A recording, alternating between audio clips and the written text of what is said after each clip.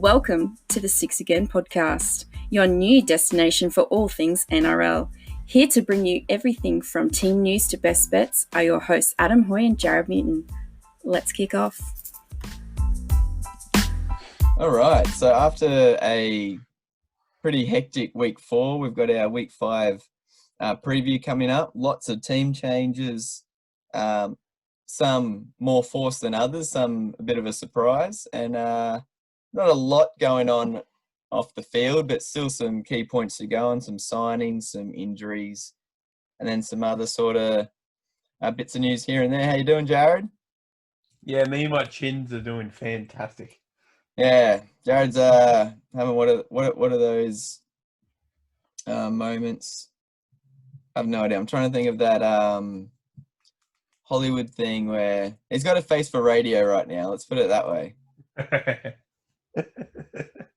Yeah, which is kind of what we're doing if you haven't watched us on YouTube. So, not going to rub it in too much. He's had a pretty long day at work. He's a bit more tired than I am. Actually had a pretty good day. It's funny like that with teaching. If you have a really good day, you feel really refreshed in the afternoon. All my kids are really good, so any kids are listening, awesome job today. Well done. I'm Adam. I'm Jared. As you heard before. This is the 60 N podcast. And like I said, this is our round 5 preview. So before we get into injuries and signings and the games and all that sort of stuff in the lineups, we look at what's been going on kind of off the field. And there's some pretty random stories this week. So let's start with Benji Marshall's little mishap this morning, sorry. Did you see that one, Jared? Yeah, so what, did he get a kiss from his mother or girlfriend or fan? Which one was it? You could not be any further from the... what is it? I just threw him under the bus there. On the way into training, or into Concord, sorry, he gave a kiss to a reporter on her cheek. They know each other, obviously, innocent, but obviously it's a breach of biosecurity. So now Benji Marshall is quarantined or isolated from the rest of his team. The journalist has been sent off for testing.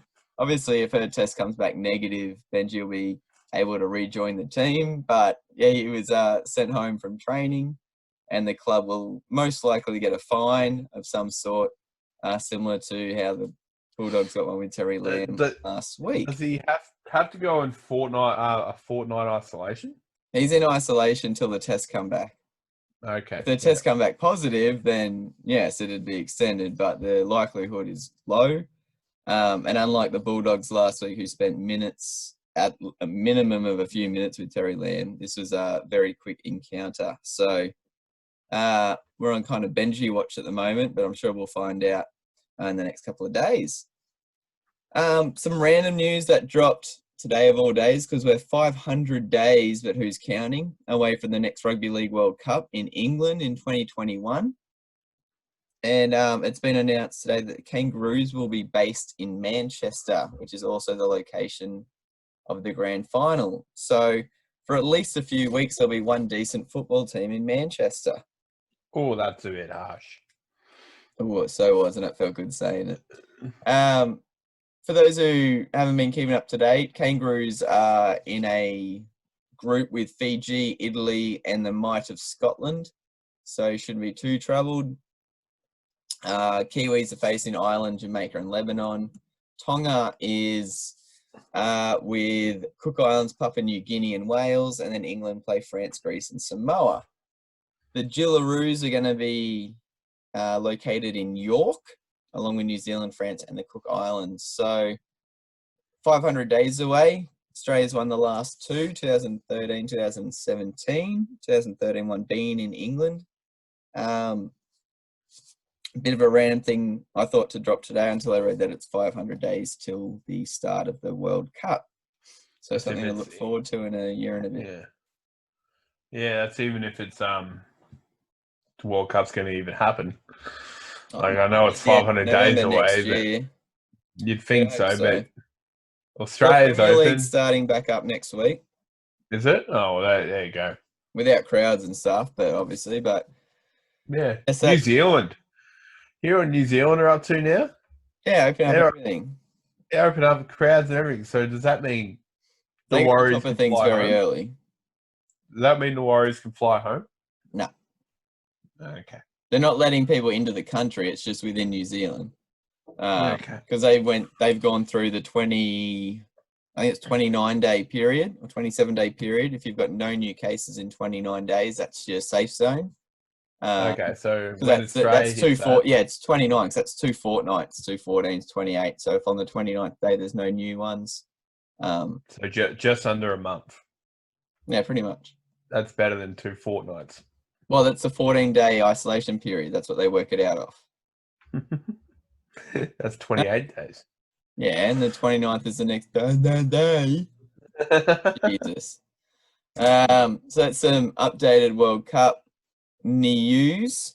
And all right, what do we got here? Broncos not fronting up to their media chat after their thrashing by the Roosters. We talked about that. And then through the week, I think Lodge and Haas came out and talked about. I know not many people like Lodge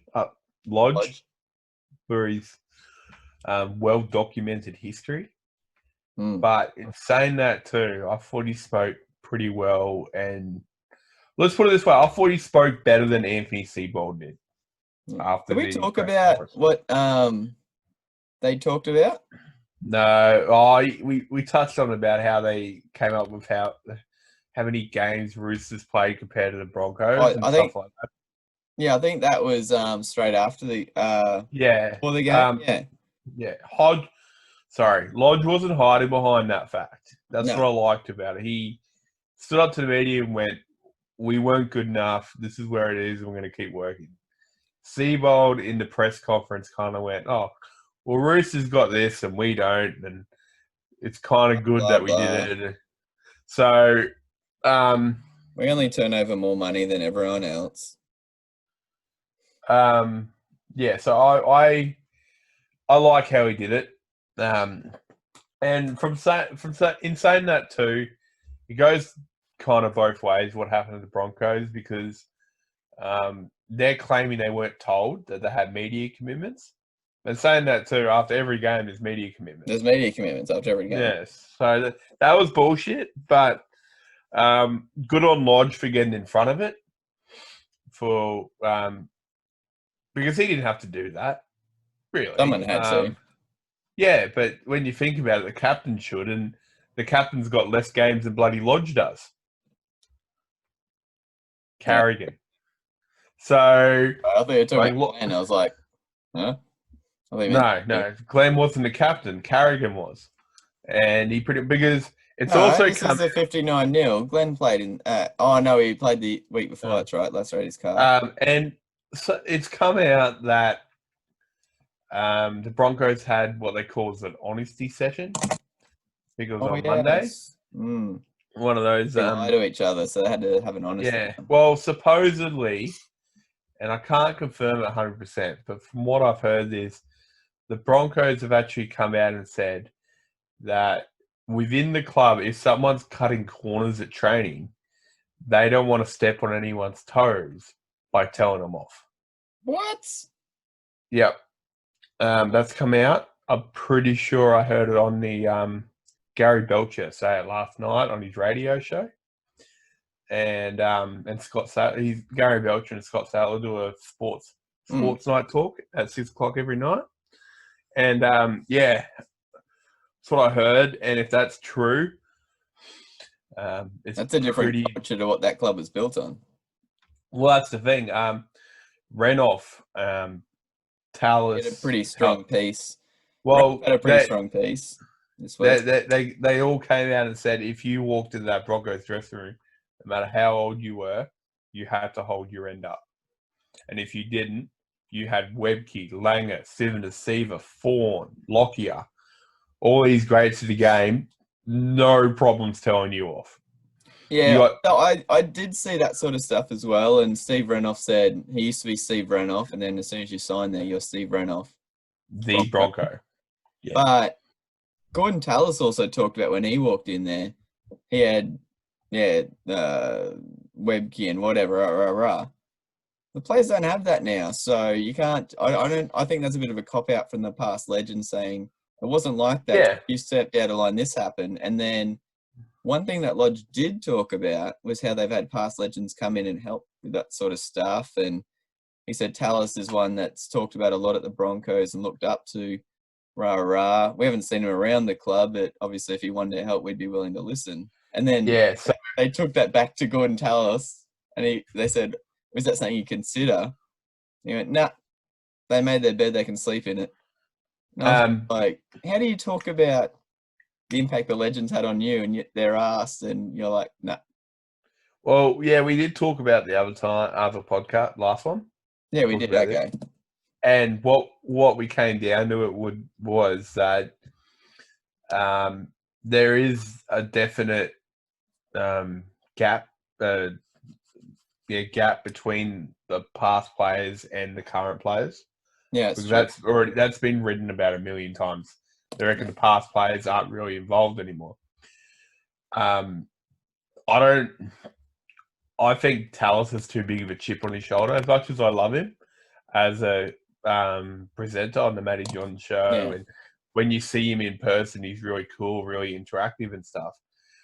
But in saying that too, I take everything he says about the Broncos with a massive grain of salt, because he has a chip on his shoulder and everybody knows about it. Well, talking about another legend of that club and the sport as a whole, Lockyer was hired as a leadership consultant earlier this year, and he's copped a lot too. Sorry? He's copped a lot too. Yeah, going in, and he's been going in once a week, etc., etc. And the biggest thing I think they were talking about this week is one thing that Glenn noticed when he was watching, and then when he was playing, was how quickly the heads got down when they were behind, and then when the players were missing when the chip's already down, and that's when you've got to stand up the most, when you've just been scored against. So we'll talk about that when we look at this week's game against Manly, but a little bit of stuff there. NRL's come out and officially announced that the NRL Women's League will still run in 2020. It will be shortened. It'll be a 4-week comp run during the NRL final series. They'll also have their standalone Origin game on the 13th of November, with a final as a curtain raiser for the men's final. So it's good news for the Roosters, Broncos, Warriors, and Dragons, who will all field the same teams that they have previous years. So that's a big tick, big lot of good news there. And also having a look at here, Mary McGregor survived the meeting at the Dragons that was called forward. They've agreed to give him another 4 weeks. It may also have to do with $1 million payout if they accept him. I always go back to the podcast we talked about with Wally. Like, Dragons don't know what to do right now with that. They, like you said, it's too much money to pay him out. And I've always thought that they're waiting for Flanagan's ban to go. So there's such a, it's so hard for them to decide right now. And the easiest option is to keep letting him going and wait till Flanagan comes back. Well, the other thing as well, like Tyson Frizzell came out today. He was asked whether he'd leave the Dragons and go to the Knights early. And he said, no, I've got a role to play here. And I've got, I'm pretty much doing it for Mary. He's in a bit of a hole right now, and this is where I need to be. This is who I'm playing for right now. So I think the players still have the belief in him, especially when someone like Frizzell is coming out and saying that sort of stuff. They reckon Tristan Saylor's going to leave now. Well, they've just knocked back Jason Saab's release. He's still signed through to 2022. His agent asked for a release this week. Dragons said, no, you're still in our plans. And at the same time, they gave Adam Clune a debut bonus and signed him to a 2-year extension. So they're still taking positive strides around their talent, I guess. We'll get a bit more on that with regards to signings, I guess. But the other thing that wasn't today, it came out a couple of days ago, but one of the Queensland expansion bids, pretty much just known as the Western Corridor bid at the moment, out of Ipswich, it's pretty much confirmed that they'll have an Indigenous name, or at least some form of Indigenous name within their title. They'll be consulting with elders of the tribes in that area, because this is the bid that Arthur Beetson started before he passed. Jonathan Thurston's a key player in this one as well, so they want to honour the Indigenous Aboriginal heritage that's very strong in that area. So I think that's pretty cool. I'm also quite excited that if they do get the bid, or even if they don't, if they do release a jersey, what it's going to look like. That's kind of another sort of extra story that we're looking at. Sorry? A lot of the fans of Aboriginal descent will seriously consider jumping ship if it's an Aboriginal team coming into the Aboriginal name team coming into competition. Yes, and it's a very strong breeding ground of rugby league players. Yeah. Oh, country boys from Western Queensland. Jesus. Oh, look, Cleary was born in Ipswich. They're trying to target. Well, no, he's from Rocky, but he's one of the. Like Flegler. He's from Tully. Yeah. Flegler's from Tully. There's a lot of probably untapped was talent out at Roma. So yeah, a lot of untapped talent out there. Like there's an old story about when Webke was picked up in the Toowoomba comp by Wayne Bennett. Have you heard that one? No. So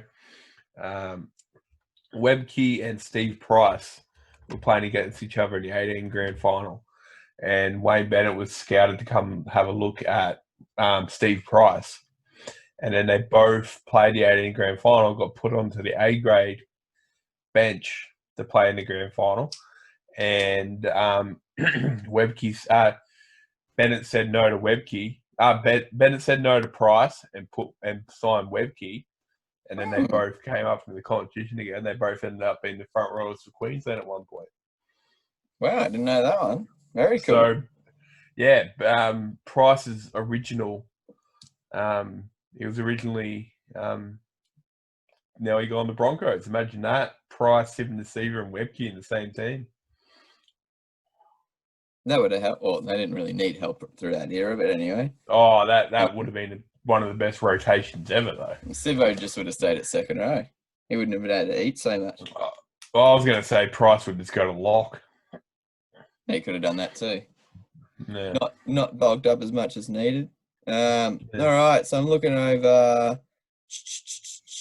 I think that's pretty much all. Like I said, there wasn't a lot going on. Oh, sorry, New South Wales Premier kind of came out yesterday and said, oh, look, let's just start crowds coming back this week. ANZ can hold 80,000 if we keep a seat between every person. We'll be able to fit 40,000 people in there. Let them bring BYO drinks and food so we don't have to worry about queuing up, and let's get back into it. So let's that's pretty much ease up on that.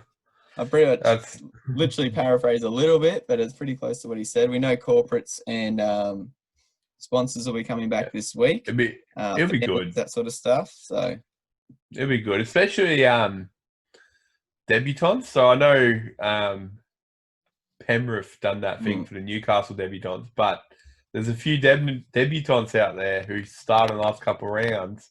Their families would have had to watch it on TV, which is super disappointing. So now they're getting families in. It's really, really good for those families. Yeah, definitely. And just they'll get drowned out by I hope they keep the crowd noise on though. There'd be nothing more awkward than just a couple of. it'd be like normal NRL crowd, actually. So normal Roosters crowd. That's it. All right, signing Sam Lasoni has signed an extension at the Titans for another 2 years through the end of 2022. Him and Footer Waker have pretty quickly shored up that middle, especially with the go forward at the Titans. They're looking really good together. Brian Tu'o at Penrith has signed through to the end of 2023. We mentioned the Dragons had already knocked back Jason Saab's release and extended Adam Clune.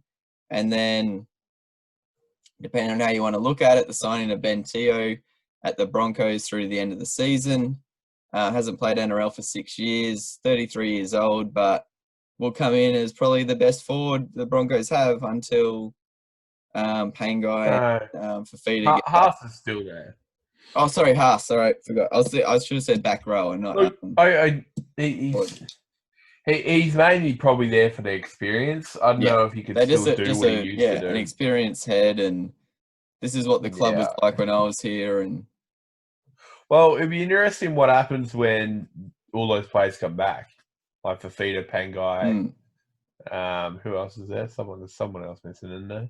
Oh, Glenn's injured again. Yeah. So what's going to be the back row? Are you going to drop Teo? Yeah. When it comes back, so he's going to come off the bench. Yeah, he's only signed through the 2020. It's a short-term sort of thing to try and bring some leadership experience, all that sort of stuff. All right, injuries it's pretty much just from for the Bulldogs Dragons game because they'd only just finished. Tariq Sims has a broken radius, so he's out 4 to 6 weeks, which could be a blessing in disguise for the Dragons because he wasn't playing the best. Kerrod Holland, rib cartilage damage, most likely out. Braden Williami limped off with a calf injury. We don't know the extent of that yet. He's not named this week, so he's not going to be there. And then Ronaldo Mulatalo from the Sharks actually played the second half of the game against the Cowboys with a torn meniscus. He's had surgery. He's out 4 weeks, but they're the key injuries that we didn't cover already. Nothing new in the way of suspensions, so we can pretty much get on to the games of this week. And the first one being Thursday night's game. I'm guessing I'll leave this one off because I can't even remember the first time Manly's had the first game of a round. But we are actually looking forward to this game. So that might have something to do with it. Mentioning Lockyer being around, mentioned how embarrassed the Broncos have been. I never like being the team that versus a team after this much controversy and embarrassment and all that sort of stuff. One, they've got pride on the line. Two, they've got, I'd like to say they've got nothing to lose. They've still got a lot to lose, but you're going to have to say they're going to play with a bit more than they did last week. Still a very young team. They do get a couple of key players maybe back or change of position, but we'll go through it anyway. Manly for the 3rd week in a row, I think it's the first time in history that I can remember, unchanged. So no, that's not true. What? Who's new? Yeah, so the team I'm looking at right now, there's a few changes. When updated? I don't know, but it seems to be changes that wouldn't come in unless they were needed. For Manly? I don't know why these people in here. Oh, okay, I just saw one. Okay, so you got Trebojevic. Curtis Sirenen's out by the look of it. He must have picked up injury. And Tafua. Oh, no. Oh, yes, this is updated from what I just had there. All right. Yeah. Sirenen picked up a knee injury in the clash with Eels. Where's Tafua's injury? Let's have a look here. It looks like Brendan Elliott's playing in for Tafua. Other than that must have been in the last... Oh, it's 9 o'clock. Yeah, okay, so it's a 24-hour cut. That's what it would have been. Yep. Ooh, all right. So that's what I said. 3 weeks in a row, that'd never happen. Trebojevic at fullback, Ruben Garrick and Brendan Elliott on the wings. Brad Parker and Moses Sewell in the centres. So confirmed George Tafua is out. Dylan Walker, Cherry Evans in the halves. Fanua Blake, Danny Levi, and Martin Tapau make up the front row. Corey Waddell comes into the second row for Curtis Sirenen. Joel Thompson and Jake Trebojevic. Your second row on lock. Lachlan Croker, Sean Kepi, Taniela Paseka, and Jack Kozłowski comes on to the interchange there. So, yeah, Curtis Sirenen and Tafua being the big outs for the Sea Eagles. Broncos, Jermaine Asako at fullback. Xavier Coates has come in on the wing for Corey Oates, who has moved to second row. Katoni Staggs and Darius Boyd are in the centres. Herbie Farnworth. You forgot. I was going to say, I was hoping you didn't forget Herbie. Herbie Farnworth's on the other wing. Anthony Milford and Brodie Croft retain their positions in the halves. Matt Lodge comes back into the starting side. He was on the bench last week to start. Corey, is it Pax. It is Pax, yeah. Corey Pax starting at hooker. Payne Haas, the other prop. Corey Oates, as mentioned before, in the starting second row position. Joe Offengowie into the starting squad this week with Patrick Carrigan at lock. Tessie Niu, Ben Teo, Reece Kennedy, and Tom Flegler on the interchange. It's actually probably a better looking team than last week. But Jesse Arthurs and Ethan Bullimore dropped. I don't know how long Oates is going to last in second row. I'm not a fan of it. I know he played all through there in juniors, but you're an all-star winger, mate. You're going into one of the most hotly contested defensive positions in the game. And are you going to be ready for it, for one? So and who's two, going to be opposing? Corey Oates 11. Well, Thompson. He's up against one of the... Well, I consider... Thompson to line up against Oates, wouldn't you? Yeah. Look, Thompson's underrated as far as I'm concerned. Mm-hmm. He's a lot better than people give him credit for. Especially as a line runner. Yeah. Oates is going to be up against it here, especially because who's going to be next to him? It's going to be Milford. Whoever's next to him, because this is a completely different back row. We don't know which side each of them are going to walk on at this point.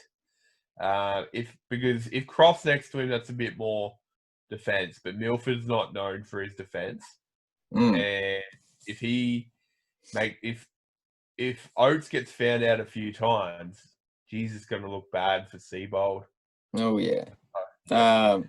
So the other thing, Manly's won 8 of their past 9 at Gosford Central Coast Stadium. So I'm tipping Eagles, just because it's. You writing that down this time? Yeah, I'll write it down this week. Okay, yeah, I'm going Manly, just because it'll be very interesting how Broncos respond after the last week. Yeah. As I talked earlier, Lodge talked a big game. He talked well, but he said they're going to be a different team. Well, he had something like when he came off the bench last week, he was putting shots on everywhere, so he was already embarrassed when he got on. So him with Offengowie in the starting side's already a big plus. Yeah, so it's just going to be really interesting how this team reacts. Yes. Let's put it that way, to how everything's been happening. As Adam said, a lot of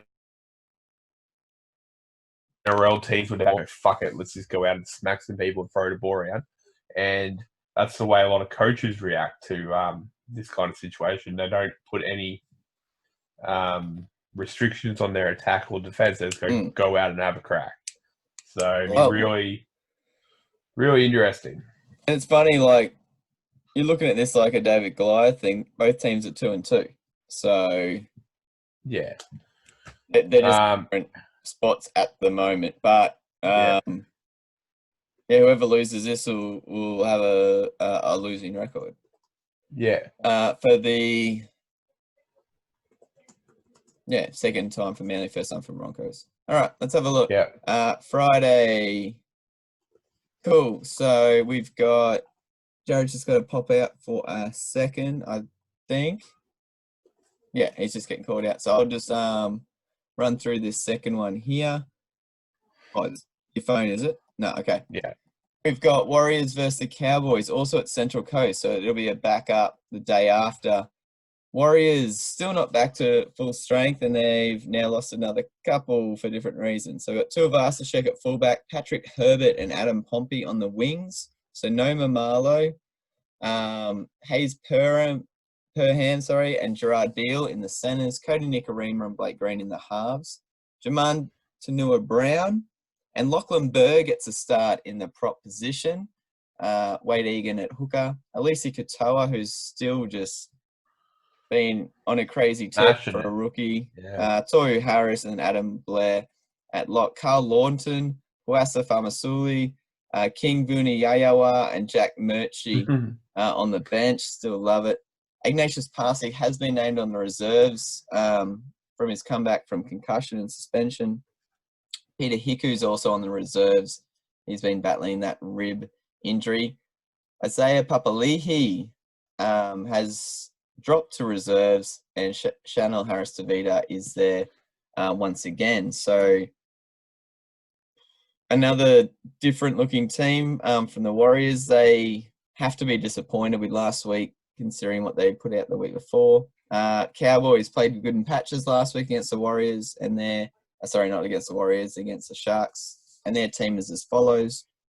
Valentine Holmes at fullback, Cole Felt, and Hamiso Tabai Fido is going to be his debut on the wing in place of Ben Hampton. And for anyone who watched the Perth Nines at the start of the year, this is a guy who supposedly is going to give Addo Fox a run for his money, literally looking like the fastest players we've seen in the NRL if he gets into some open space.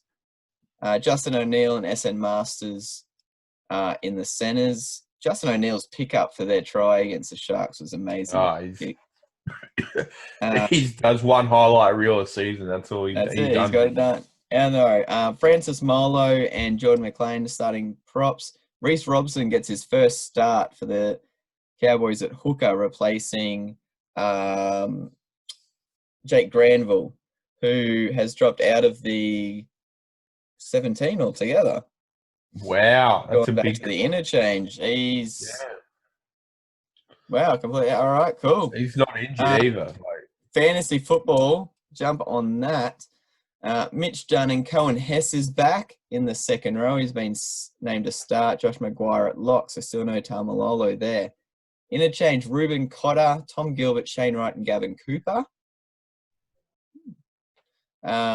Reserves, Corey Jensen, Peter Holler, Jason Tamalolo, and Tom Opachik. So they're going to give Tamalolo Opachik.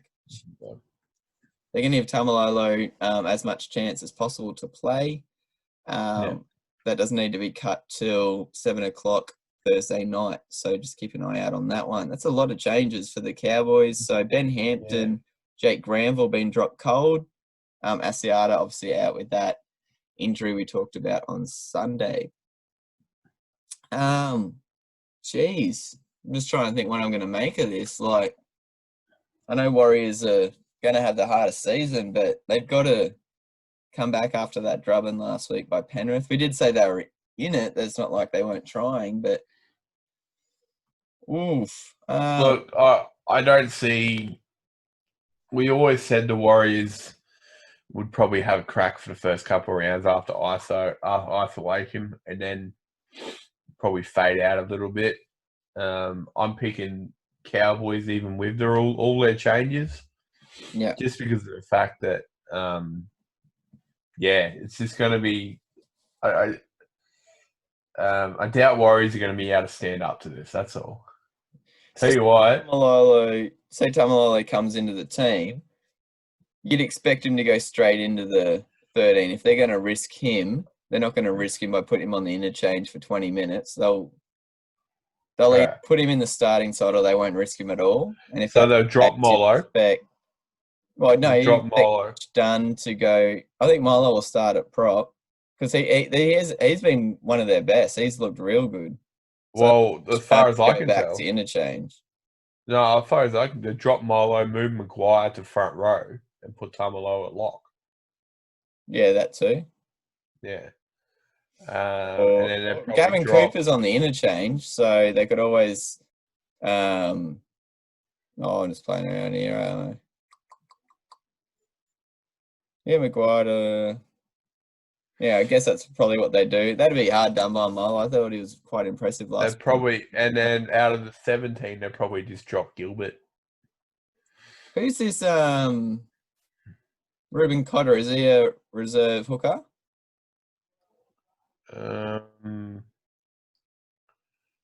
Look at that. Ruben Cotter joins the interchange. Let's have a look. Ruben Carter. 97 kilos, 180. So I'm guessing he's a hooker. You're saying 180 short, are you? Well, I'm 180. Damn it, he's a hooker. Yeah. 10 centimeters taller than me, you mother fudge. You're only 170. No, 171. Adorable. No. So, as per Paul Green, he hasn't done a lot of full contact training yet, so we'll wait and see how he gets through the next 2 sessions. That's with regards to Tamalolo. We're not going to take any unnecessary risks with him. Kyle Felder scored 9 tries in 6 games against the Warriors. Yeah, so I'm with you on the Cowboys. This should be a cracker Friday night. What do you reckon? Oh, this is a second game. It'll go either way. It'll be the second game. Oh yeah, big, real good game. This second game. So Parramatta versus Penrith. Yeah. It looks like Parra get to play at Bankwest Stadium again. That's only 3 weeks in a row. It looks like Parramatta are pretty well unchanged. There's no real surprises, and when you're on top of the ladder, Nathan Brown comes in. That's a big yeah. Other than that, there's not that much in there, is there? No. This is their best 13. This is their best 13 they can put out there. So you got Paulo, Marnie, and Campbell Gillard in the front row, Madison, Lane, and Brown in the back row. And you got Moses, Brown, Blake, Jennings, Sevo, Ferguson, and Gufferson. So that's the best 17 in their entire top 30. That's entire club. In saying that too, I still say they have no depth. And then you got Ray Stone, Murata, Nikore, Kane Evans, and Penny Tarapo. So the only real contention there would probably be Ray Stone. Is he their best utility? But other than that, yeah, they're pretty. And that's, you're on top of the ladder. You're not going to change your team too much. They're going to be taking. Oh, sorry, you go. No, I was going on Penrith. So have you got any more things? No. I was going to talk about Penrith. I'll wait till you finish. Okay. Penrith. Okay, so they haven't changed much either. You got Fisher, Harris, Coruscant, and Tamo in the front row. And you got Capewell and Kickow and Yo. So 3 very, very different players in their back row, but they all pretty well complement each other. I like it. And Cleary's back. And their big call is they dropped Burden to the bench. Yeah. Brought in Luai. I think you called that and I went Burden, so well done. No. I wanted Burden. Oh, okay, cool. I wanted Burden. And then you got that gun young player, Stephen Crichton, in the centres with Dean Farre. And then you got To'o, Mansour, and Caleb Aikens. Mansour looks back to the Mansour of old. Yeah, and but Dylan Edwards is going to be named in the 21. So Caleb Aikens potentially could be dropped. Which, in saying that too, he's been playing very, very well for the last couple of weeks. So it's probably a bit harsh on him to drop him. What I was going to say, if Dylan Edwards comes in, that'll be their strongest 17. If you look at their interchange as well. Yeah, and then you got Matt Burden, Zane Tedavano, Leota, and Liam Martin. Yeah. I doubt they're going to change anything. The only thing they could change is what Adam just said, is probably bring Dylan Edwards into the squad in replace of Caleb Aikens, which would be, I reckon it's a bit hard on Aikens, but it is what it is. How long do you think it's been since you've had a Parramatta Penrith derby match where both teams are undefeated? Oh, years. Both teams, if Edwards comes in, their best 1 to 17 they could put on. Yeah, it's good. It should be man. I'm just looking at that back row battle. The forward battle overall, actually. Tamo Gillard, Fisher Harris, aggression versus Nathan Brown, Madison versus Kickout. You've got 2 dynamic ball runners who have ability. You've got 2 sort of. Yeah, but it'd be Lane versus Kickout. Job in Yao and Lane. That should be a bloody good battle. Oh no, it'll be Madison versus Kickout. So Lane versus Gatewell. Gatewell, that'd be good. It's kind of should be a bit of a crack. This one's gonna be. I'm still gonna go Parramatta, because I think we both agreed last week. Parramatta Manly game was the highest in quality overall. In saying that, it could have taken a bit out of Parramatta, whereas Penrith were good value for the win last week. It wouldn't have taken a lot out of them, and they get their best ball player back. So I'm going to go Parramatta, but in saying that too, if Penrith are going to win, Cleary's got to step up his game. Yeah, and I read a stat this just before. So for those of you who play fantasy football, Mitch Moses scored 65 points last week without a try or a try assist. Yeah. So that's pretty ridiculous for a halfback to be scoring that in a game where his team only scored 19 points. Just shows that he's making tackles, he's kicking for decent measures, he's not making mistakes. And also Eels are aiming for their first 5-0 start since '86. Wow, and this will be Tamo's 250th NRL game, so good servant for the game. Penrith and Cowboys. All right, first game on Saturday. Now this could be a whole lot of fun.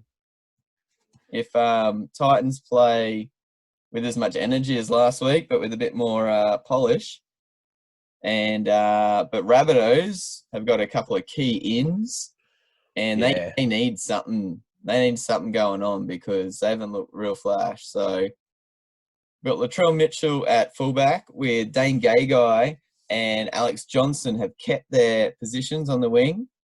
Campbell Graham has come into the centres with James Roberts. So you got your way. I did. I got my way. Braden Burns has been dropped. I think that's a pretty lethal looking back line. Cody Walker in at 5'8" with Adam Reynolds at halfback. So that 1 to 7 is one of the best with regards to I still say if you change it up a bit, it's a lot stronger. But with the individual players there just being there, yeah, right. So yours would be Johnson to fullback, Mitchell to centre, Graham to the wing. Yeah, that looks. Do you see how much stronger that actually looks? Yeah. Tavita Totola, Tom Burgess as props. Damien Cook, who's been underwhelming so far, retains his spot at hooker. Jaden Sewers just getting better. Ethan Lowe gets a starting position at second row. And Cam Murray has been again named at lock. Named at lock for the first time this year. That's a better looking back row already. Liam Knight drops to the bench with Patrick Margot, Tom Amone, and Bailey Sirinen. It's probably their best 1 to 17 as well, eh? You'd say, with regards to players. Yeah. Titans, Philip Sammy at fullback, Anthony Don and Brian Kelly on the wings. As we stated, young Tonema Piat has got to start at centre straight away off his performance last week. Dale Copley in the other centre. Ash Taylor, Jamal Fogarty at the halves. Fodder Waker and Sam Lasone starting props with Aaron Clark retaining his position. At hooker, Kevin Proctor, Bryce Cartwright and Jai Arrow form your back row and lock. Tanner Boyd is your utility on the bench or hooker off the bench. Keegan Hipgrave, Jamin Jolliffe and Tyrone Peachy. So again, no position for Queensland Origin representative Jared Wallace, while Tyrone Roberts has again been named on the reserves. I'd have to say if Tyrone Roberts does come into the side, it's going to be at the expense of probably Kelly on the wing or Don, one of the wingers, because Sammy's got to be there. He's earned his spot. So I was going to even say Tanner Boyd and have as your utility on the bench. Yeah, okay. So I was thinking for the balance of this team, that's the best position. Holbrook's been really pushing Roberts to play fullback, and I wouldn't be surprised if he wanted to see him there, and that's why I'm thinking they'll put him at fullback. Would this be the best game to do it in, you'd say? I don't know. They've got the week after this. I don't look, but what have Gold Coast got to lose at this point? Right now, this is a tester season for Holbrook. They're on their longest winning streak in a year. They've got a lot to lose. Poor Kieran. they've got he wants to. He's going to test some stuff out for next year. And for the last 2 games, he's named Roberts at fullback, even though he hasn't even made the squad, like made it on the bus. So I reckon, you're right already. Whew. You're right. Roberts probably would be the better utility there. I wouldn't even be surprised if they put in there just for the first half and threw him at fullback and did a change if they were behind. Yeah, I didn't really watch the game. So how did Tanner Boyd play last week? Was he really there? Oh, I didn't honestly notice that much. I'm just trying to think of where I watched it. No, kids were still up, so I was more watching the game rather than paying attention to individual players. Obviously didn't have to keep his position. So just looking down here, Rabbits have won 9 of their past 11 against the Titans. I'd say most teams' record would look similar to that. Here we go. So no change. If Tyron Roberts was slotted into fullback, Philip Sammy would likely shift to the wing. With Brian Kelly, Dale Copley, and Young Tomahu and Joseph for 2 centre positions. So yeah, I don't see Young Tomahu losing his spot. So it'll come down to Kelly and Copley in that other centre spot. So I'd pick Kelly, but yeah. I know. Yeah, I'm going Gold Coast in this one. Wow. Yeah, I'm going Gold Coast just because of the fact that I would not be surprised if Walker and Roberts are underdone. Would not be surprised. See, I don't think Rabbitohs were embarrassed last week against the Storm. I thought they put in a pretty good shift. But I'm kind of hoping that Gold Coast... They've lost 2 in a row now as well. They kind of... Yeah. But I'm hoping Gold Coast will get some confidence out of last week and swing one on. And just don't be surprised if they pull this out. You realise they've both got 1 and 3 records? Yeah. There you go, see? I also with the talk of Bennett maybe linking back up with the Dragons next year. Oof. No, I'm still going to go... I don't have your balls in this one, Jared. I'm going to go Rabbits, and you're going to go Titans. That's cool. All right, do you want to take it away on the next one? There's a couple of teams you might be interested in. Yeah, so this is going to be big in my house because I support Newcastle. Oh, this shit. Yeah, Cleary's team. Cleary supports Melbourne. Okay. So Newcastle, the home team, I think they're playing Central Coast. Yep. It's Central Coast this week. You got Safidi, McCulloch, and Clemmer at front row. Matautia, Guerra playing second row. SCSA playing lock. So there's no changes there. Mm-hmm. There's no changes in this whole team, but I think there'll be a force change. You got Pearce and Meehan has been named at 6. Bradman, Best, Tuala, Lee, Hunt, and Ponga.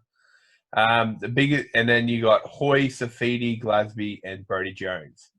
You got Tautau Moga at 18, Josh King, and then you got Phoenix Crossland at 20. I would not be surprised if he came in at 6. If he does get his debut, do you know much about him? No, he's got a name. It's cool. I'm the head of Phoenix at work. So. Oh, sorry, it's not his debut. Actually, he played last year. So if you look last year compared to this year, I reckon he put between 5 and 8 kilos of muscle on, and he became a big boy. All the word coming out, he's got a pretty good kicking game, and he runs the ball pretty well. And with his size, that might be pretty good. Adam O'Brien said he's been training the house down as well. Yeah. So really pushing for a position. So So if with Mann's ankle injury, what'd you say? 4 to 6 weeks? What? The other night? Kurt Mann. That's Connor Watson. No, he was longer. Kurt Mann they didn't have an update on Kurt. Oh, okay. They were still waiting on scans.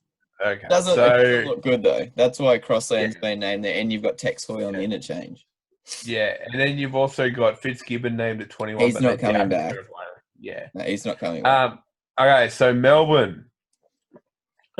Christian Welch, Cam Sorry, Smith. you wouldn't think they'd put Tex Hoy in 5'8" who's run their previous. He's already had a starting position previously. I know it was at fullback, but no, because I think O'Brien loves the utility because he's always pushed for one, and Hoy's a better utility than Crossland. All right, these guys. That's the only way. Cool. Well, that's the only way I see it anyway. You got for Melbourne, you got Christian Welch and Cam Smith, Jesse Bromwich at front row. Then you got Kenny Bromwich, Felice Kafusi, and Dale Finucane. There is rumours going around that there's a chance Brendan Smith will start at front row again because Craig Bellamy likes the energy he brings on. I don't think it worked that well last week, honestly. He was a bit lost. Yeah, but we'll see what happens. We all know what Brandon Smith's going to do when he comes on the field. Just cause havoc and run and tackle. Yeah. The big change for them, or forced change anyway, Riley Jacks is going to come on for Jerome Hughes. So now they're going to have a genuine halfback playing halfback for Melbourne. And then obviously Cam Munster. Branko Lee actually is going to keep his spot over Marion Sevi because he came on late as an injury last week and really played well. Justin Olam, as I said, Justin Olam versus Bradman Best is going to be something awesome to watch. I can't wait to see that. And then you got Vunivalu, Adakar, and Pappenhausen. On the bench is Brandon Smith. Can you pronounce it for me? No, Fasimafuli. Yeah, that's it. Max King and Asofa Solomona comes back. And you got Eisenhuth, Sevi, Cooper Johns, and Nico Hines is looking like. That's what they're the two that Pappenhausen was talking about during the week, saying that Riley Jacks has been named at halfback, but throughout the whole week they've been spending equal time with Riley Jacks, Cooper Johns, and Nico Hines at halfback. Okay. So Pappenhausen said the players don't know who's going to be selected yet. Okay, so they've got out of the three, Cooper Johns is more of a halfback. Nico Hines is more of an outside back / fullback. And Riley Jacks has obviously been named, so maybe he's got the head start there. But Bellamy doesn't give a shit of what number they're on their back, so maybe something might change for that reason. You find it kind of weird that, well, not weird. I think this could be a Bellamy masterstroke. We don't know the behind the scenes details, but this Paul Momorowski, Harry Grant switch, it's is super all to do weird with salary cap by the look of it, because I would be thinking that as part of the agreement, the West Tigers would be saying Momorowski will need to get this amount of game time. Storm would have been saying Harry Grant would need this amount of game time. Harry Grant's been straight into the starting side of the Tigers 3 weeks in a row. Momorowski hasn't even been named in the reserves. Yeah, we haven't heard anything about him. So it's super weird just because of the fact that at the start of the year, because they lost Chambers, they were all like we're low on centers. Well, when you think about it, they got Marion Sev, Justin Olam, Branko Lee now. Didn't have Momorowski. Nico Hines could play centers. He played for it last year in the centers. They got 4 centers there, and Momorowski's not, and then he becomes number 5. Yeah, I know. So Bellamy's he's getting runs on the board for Harry Grant for when he comes back. And he's also not allowing a rival to get minutes out of their centre. So from a Tigers perspective, it's a bit of a dick move. Yeah. But in saying that too, out of the 2 players, Tigers needed Grant more than they needed Momorowski. I'm guessing you are Melbourne in this game. Well, I went against your boys last week against Canberra, and the question is, do you reckon they can do it 2 weeks in a row? And against a team who's better at smothering. And remember, Adam O'Brien, Yeah. Pearce versus Munster. So I know they're different positions, but they're leader in the halves. So. Oh, Jesus. Yeah. I do want to say this. Guerra versus Kafusi could be a Origin showdown. Yeah. I do want to say this, though. This is the first time I remember in recent memory where Newcastle's probably going in against Melbourne in better form right now too, and a more stable team on top of that as well. Yeah. It's the first time. Obviously. Yeah. Look, I was doubtful last week against Canberra. I got to stop that, especially with the way they're playing. Yeah. So I think if you shut down Munster in Melbourne, you have a good chance of winning because he's just freakish how he runs. Like no, people just hang off him for some reason. How weird is this for a stat? Right, they're playing in Gosford. Mm. Knights haven't played in Gosford since 2010. Wow, that's like an hour away from Newcastle. Yeah. Probably fucking lost there too. I thought we'd versed you guys there, like Manly and Storm played. Knights have played. So, anyway, who are you going for? I'm going Storm, but yeah, I did move Knights up into my 8 last week. So if they want to stay there, they've got to be beating the top 8 teams consistently, and they have to a good start against Raiders. So we talked about it a couple of weeks ago when they first released the draw. Newcastle's first 5 were pretty fucking like that. Penrith. Warrior.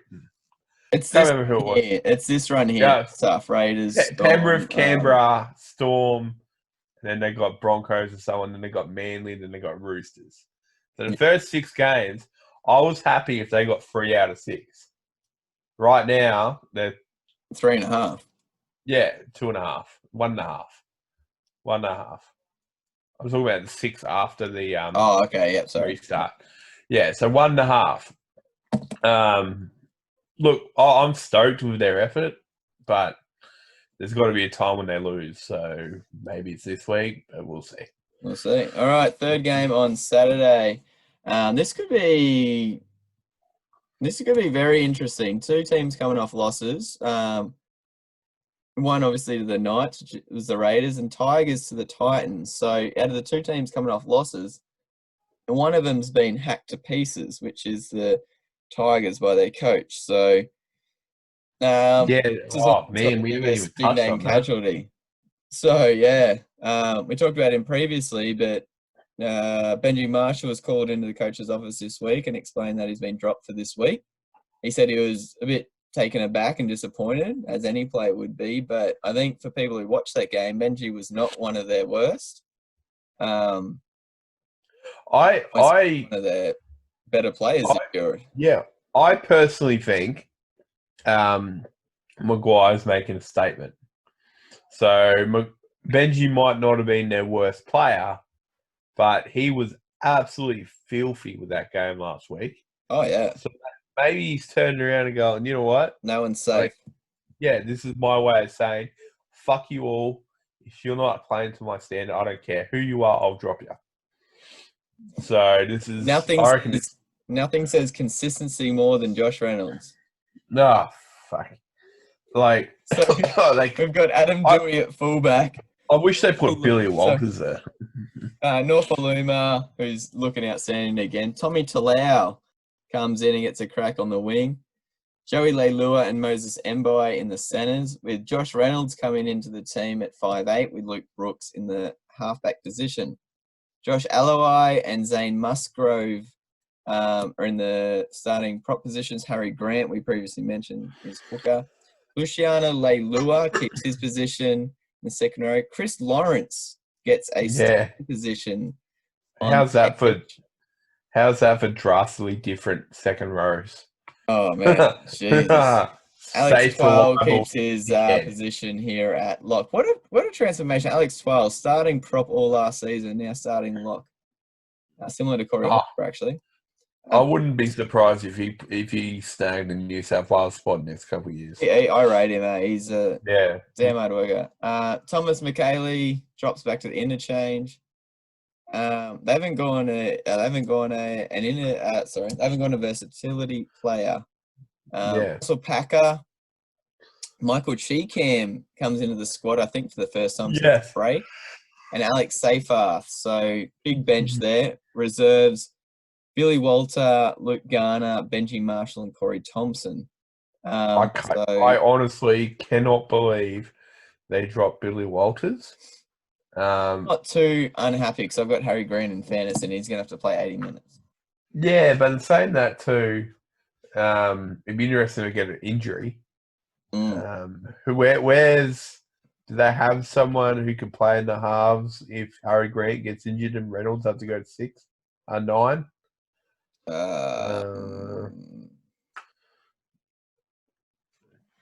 Because if they don't, and Moses Harry Grant, and you put in the centres. Yeah, okay. Moses Mbai's a pretty good utility. Maguire's that maybe, yeah, okay. Raiders coming off a back-to-back losses? No, just only lost one game this year. Yeah, that was nice. All right, cool. Nickel Clockstad at fullback with Simonson and Kotrick on the wings. Croker and Scott in the centres with Jack Whiten and George Williams, who continues to impress in the halves. Josh Papali had a blinder in a losing side last week. Josh Hodgson at hooker and Dynamis Louis at the other prop. Joseph Tapane, Elliot Whitehead on the edges with Corey Horsburgh at lock. So no changes there that I can see from last week. No. Silva, Harvili, Emre Gula, Issa Soliola, and Jordan Rapana on the interchange. So again, no changes. So in saying that too, I just think it might have been just an off week for Canberra, and Ricky Stewart understands that. But in saying that, I don't think that was. I just think Knights came at them harder than they expected, and it threw them off early. They did get their stuff together, and I wouldn't be surprised if they expected Newcastle to roll over, because that's what they've kind of done the last couple of seasons, and they didn't. So maybe you're saying they didn't respect them enough. No, I think every NRL team respects each other, but I still think you can take someone else by surprise. I think tomorrow night, if Manly are even on the back step for 3 or 4 minutes and the Broncos forward pack comes out like half of Payne Haas. Yeah, no, that's true. They're in the freaking NRL. They're in the best comp in the world, regardless of how they played the week before. Any team can surprise any team. I reckon for this Canberra game, I'd be shitting themselves if I was Tigers right now. Yeah, so would I. Because Ricky Stewart's going to have them pumped and ready to go and keen as anything. And they are going to be hard to beat that Saturday night just because of the fact that Ricky Stewart hates losing. And I guarantee he flogged that team over the last week. And so it's a home game, in quotations, to West Tigers, even though they're both playing out of Campbelltown as their home games at the moment. I think we're both going Raiders. Canberra. Yeah, cool. Yeah. All right, moving on. So we've got 2 games to roll, which is the Sunday games.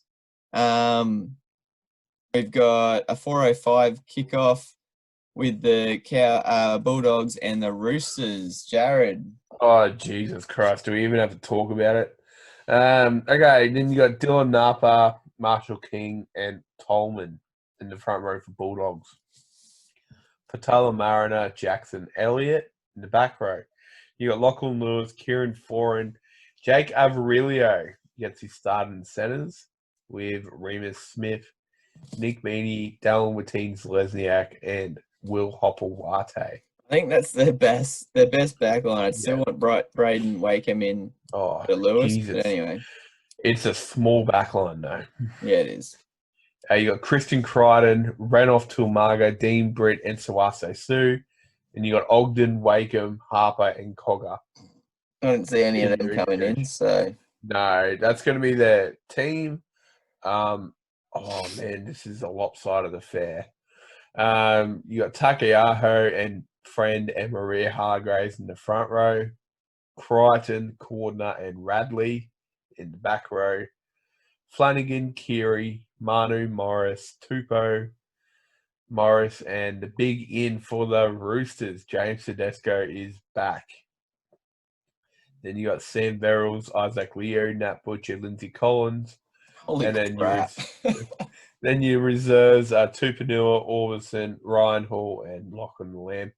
Yeah, okay. So I don't. Anyone got the balls to tip Bulldogs right now? So Tilly Topaneo, Mitch Orbison, and Ryan Hall are starters, if not bench players, on pretty much every team.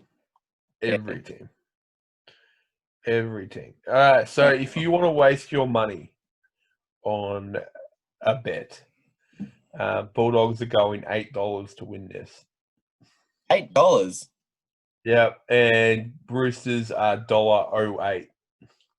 What's the line? That might be the better. I think it was about 14.5, the line. It might take up to like $1.80 or something. Plus Canterbury 18 plus. 18? Jeez, it's jumped. Yeah. And what give you $1.80? You look at this team. I just get worried that I only have one Rooster in my fantasy side.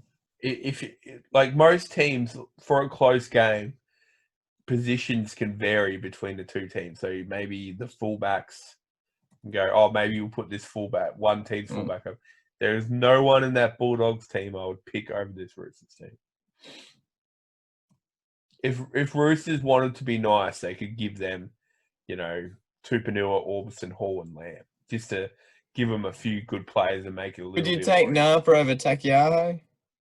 Yes. No. Takiaho is consistent. He's a goal kicker as well. Yeah, I reckon he's I agree with you. I wouldn't. Yeah, there's no one compared to those two teams, there's no one I'd pick. You just pick the Roosters team if you compared it to. Yeah. So the change for the Bulldogs there, Christian Crichton comes in replacing Kerrod Holland, who we mentioned earlier, is out with rib cartilage, and Tedesco in for Ryan Hall. So I'm pretty safe to say that we're both going Roosters on that one. I think the whole planet's going to Roosters on that one. I feel like every conversation we have about a Roosters game is pretty short, except for when they come up against maybe Storm. Canberra. Back to full strength. Storm, Canberra, that's about it. No one's like I keep saying, I'm petrified of this Roosters team. Just not by their paper, which are really good, but just the way they work together. Yeah. Like they work for every meter, they chase, they run. It scares me. Yeah.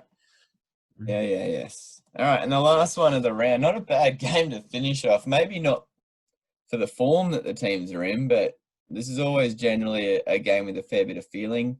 The Battle of the Shire, as they call it, played up at Campbelltown. So I guess St George getting more of a home ground advantage there, but there's no crowd anyway. So again, we mentioned earlier, Mary Gregor's got 4 weeks at least at the moment, and again, there's been some changes.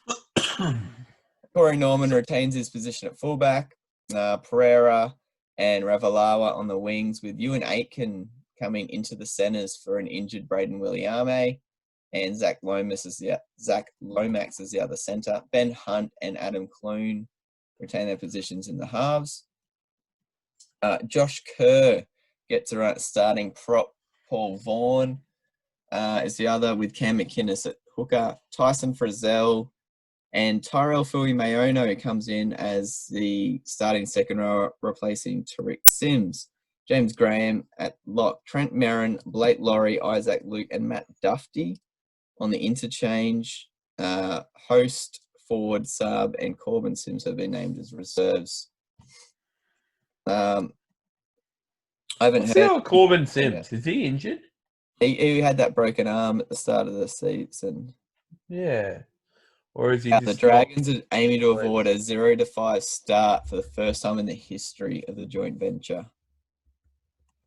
Jeez. All right. Sharks coming off their winning against the Cowboys last week. They look good in patches, but it's probably the first game where they've really not given up through the whole game. And we're wondering what was going to happen in the halves because Moylan played there last week. And yes, Will Kennedy has given way to him. So Matt Moylan is at fullback.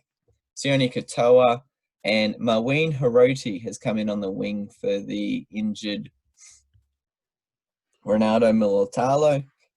Josh Dugan, who has been great for them so far this season, pairs Jesse Ramian in the centres. Sean Johnson and Chad Townsend comes back into the side as halfback. Andrew Fafita back into the starting prop position with Aaron Wood. That's a big in for them. Yeah. Blake Brayley at starting hooker with Brighton Okora, Wade Graham and Jack Williams in their back row and lock. Connor Tracy retains his position on the bench. Hamanuele, Toby Rudolph shifts back to the bench, and Scott Sorensen. CSC for Talakai after making his debut last week's back in the reserves with Will Kennedy, Royce Hunt and Jackson Ferris, and I don't see any of them coming in. Yeah, I reckon Will Kennedy's a bit hard done by. Yeah. Moylan's got the talent, but Will Kennedy, he's earned his spot, I reckon. He's been really safe for them in the back, but yeah, it is what it is. I like that stat. Only 5 Sharks players have experienced a victory at Campbelltown. Okay. I'm actually going to go Dragons on this one. You do that. I reckon, I don't know if we're talking about it. I can't remember if we're talking about it in the podcast or before it, but I reckon Dragons are that sick of all the bullshit going on that they're just going to go out there and rip in. They went sick of it last week against the other 0-4 team. Yeah, but you got to admit, after the last game compared to before that, the spotlight's been intensified by about 1 million. So I reckon they didn't score a try against the Bulldogs. Yeah, okay. And more telling, they let the Bulldogs score 22 points.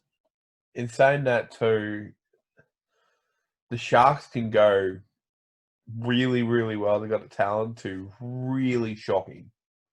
Oh, yeah, we know that. So I can't tell you what's going to overly happen, but I just reckon it could be just a tip no one else has really given them enough. So maybe they could pull this one out. I'm just having a look. 1,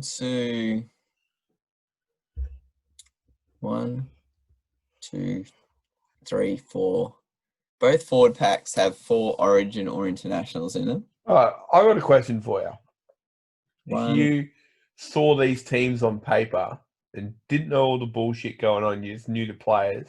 Yeah, Dragons would be up there. Dragons have the talent to beat them. Oh yeah, we said that. So we're talking about that with Wally. They got a star-studded team. Like, yeah, you go and it's like I say, Paul Vaughan, Australian and New South Wales player. Tyson Frizzell, Australian New South Wales player. Tyrell Marino, New Zealand player. James Graham, English player.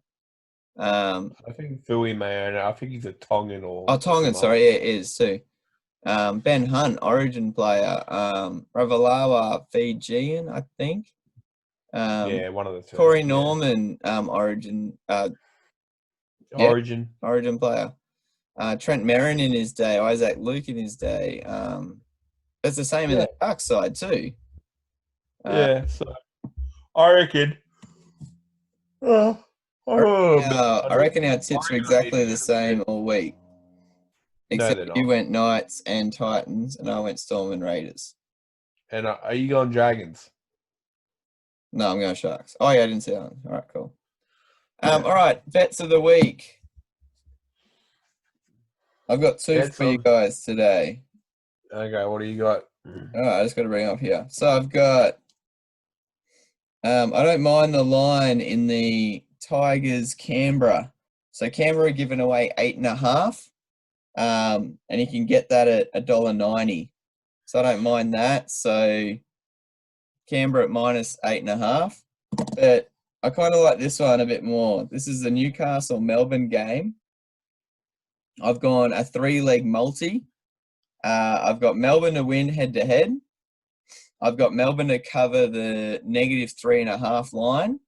So they only have to win by 4. I think it's got an opportunity to be close, and I've brought that into Kalen Pogger scoring a try at any point. And that gives you a combined price of $4.70. So you put $5 on that, there's about $25. So Melbourne to win, to cover their 3.5 line, and Ponga to score at any stage in the match. So there's no such thing as a safe bet, but I think it's close-ish. Okay.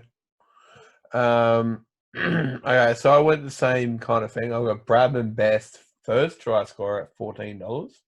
Ooh. It's not a bad one. That's not bad. Storm don't usually give up the first try, but that'll be interesting. Yeah. And I've also got, so let me find it.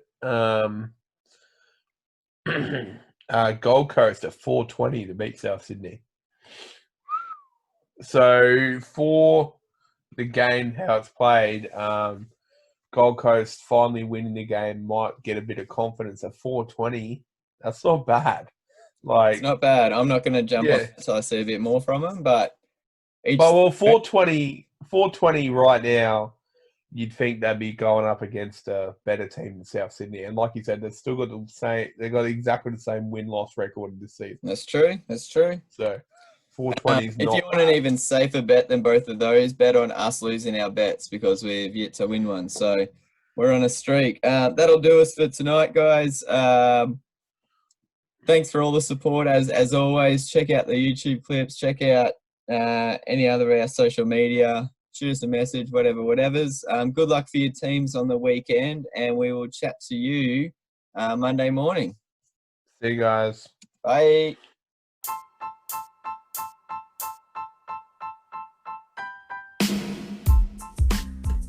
Thank you for tuning in to Six Again.